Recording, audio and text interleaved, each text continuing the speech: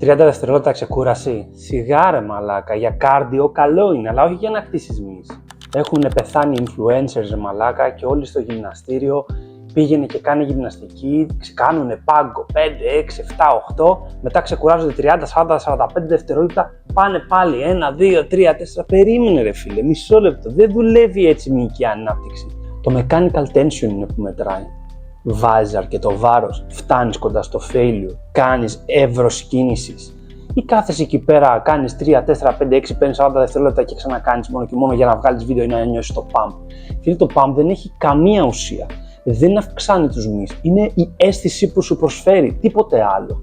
Εάν δεν το έχεις κάνει ποτέ, βρες τις ασκήσεις που θες να κάνεις, πήγαινε στο γυμναστήριο μια μέρα και προσπάθησε να βρεις ποιο είναι το one rep max. Δηλαδή, πόσα βάρη πρέπει να φορτώσεις στην συγκεκριμένη άσκηση για να κάνεις ένα rep max όμως. Δηλαδή, πιέζεις, φεύγουν κλανιές, φεύγουν όλα και το βγάζεις τελευταία στιγμή. Αυτό το ένα rep max θα σου δώσει μετά ένα guidance για το τι θα βάλεις πάνω στην μπάρα. Το δεύτερο κομμάτι είναι το εύρος κίνησης. Τι θα πει εύρος κίνησης? Σας ακούω να ρωτάτε μέγα δάσκαλε. Λοιπόν, το εύρος κίνησης είναι το πόσο stretch θα κάνεις την ώρα που κατεβαίνει η μπάρα, αναλόγως τι άσκηση κάνει. Πες ότι κάνεις bench press. Φίλε, πολλοί έρχονται και κάνουν 1, 2, 3, 4, σιγάρα μαλάκα. Τέτοια μπορώ να κάνω και 52 εγώ. Το θέμα είναι να πηγαίνεις αργά, όχι πολύ αργά, αλλά να το κοντρολάρεις εσύ όπως θες, να το ελέγχεις και να πηγαίνεις, μη σου πω να κουμπάει η μπάρα στα βυζάκια σου. Και παπ και να πιέζεις επάνω. Δεν γίνεται αλλιώς δουλειά. Και γιατί μας νοιάζει το πόσο θα ξεκουραζόμαστε ανάμεσα στα σετ? Έχει σημασία για το πόσο πολύ ξεκουράζεις το σώμα σου για να αποδώσεις το επόμενο σετ. Τι δείχνουν λοιπόν αυτές οι έρευνες? Δείχνουν ότι το καλύτερο rest που μπορείς να πάρεις ανάμεσα στα σετ είναι 2 με 5 λεπτά.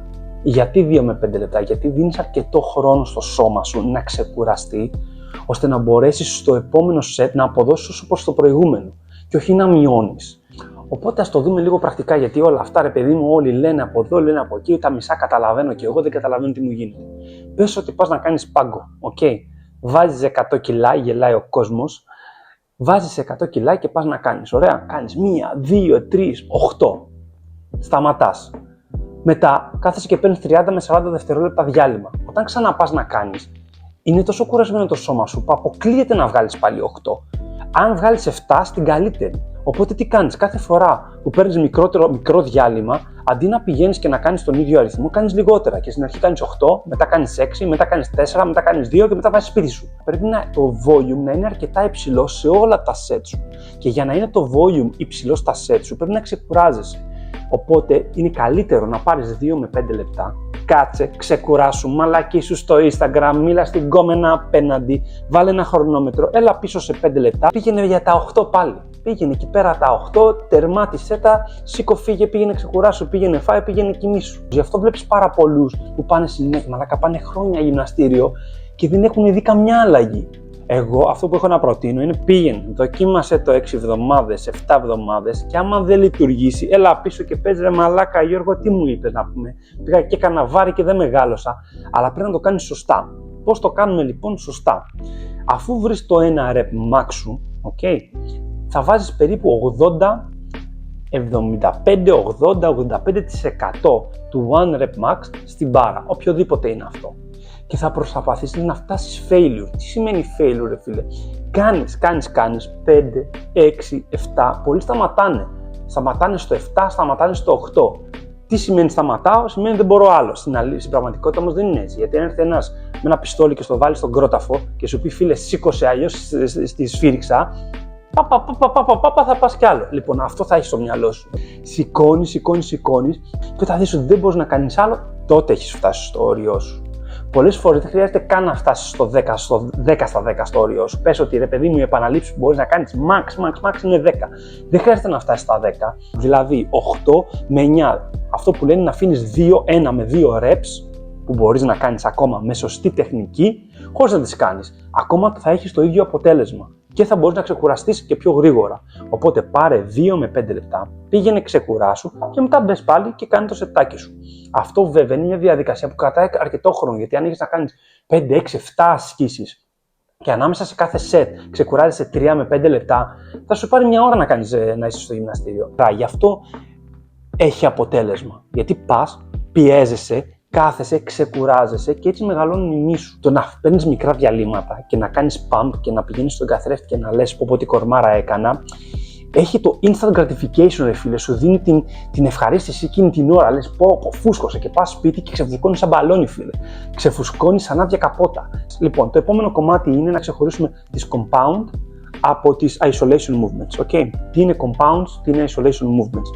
Το compound είναι συνήθως όταν πας στο γυμναστήριο και κάνεις ασκήσεις οι οποίες χρησιμοποιούν πολλούς μυς για να μπορέσουν να έχουν αποτέλεσμα στα κιλά που σηκώνεις. Παραδείγματος χάρη, στο bench press. Όταν κάνεις bench press, δεν λειτουργεί μόνο το στήθος σου. Λειτουργούν και οι ώμοι σου, λειτουργούν και τα triceps, λειτουργούν πολλοί μυς μαζί για να μπορέσεις να σηκώσεις τα κιλά. Το ίδιο συμβαίνει και με το pull-up. Όταν κάνεις pull-up, δεν είναι ένας μυς που σε σηκώνει, υπάρχουν πολλοί συνδυαστικοί μυς που χρησιμοποιούνται για να μπορέσεις να σηκωθείς.